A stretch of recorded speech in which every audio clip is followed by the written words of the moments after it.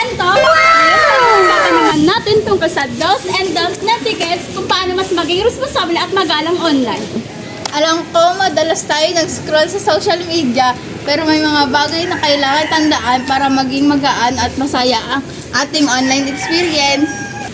Kaya ready na ba ulit kayo matuto ulit? Let's start! Okay, magsimula tayo sa do's. Number 1, be respectful and courteous.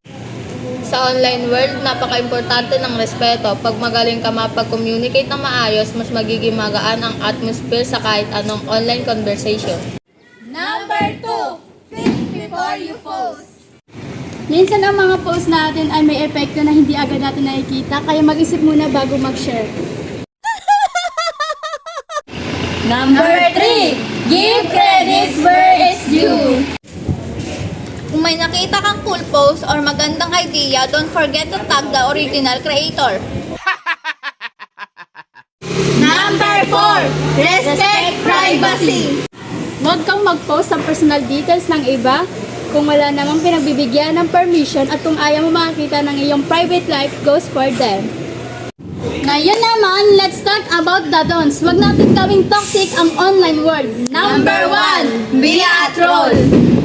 Huwag maging keyboard warrior na mahilig makipag-away sa comment section. Let's keep it civil mga kabarkada.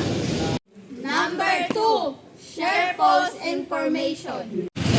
May nakita kang balita online, always make sure na verified ito bago mag-share. Kung hindi, baka maging part ka ng spreader ng fake news. Number 3, plagiarism. Huwag mo i-claim ang gawa ng iba bilang iyo. I-acknowledge ang mga creators. Kasi kung ikaw ang gumawa, gusto mo rin ba na walang credits? Number 4, post sensitive information without permission.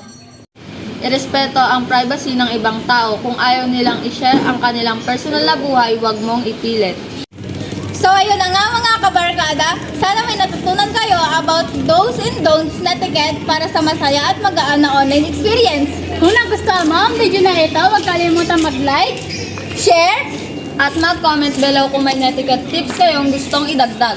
I hope magamit niya ang mga tips na ito para maging responsible at respectful tayo sa internet. See you on next vlog mga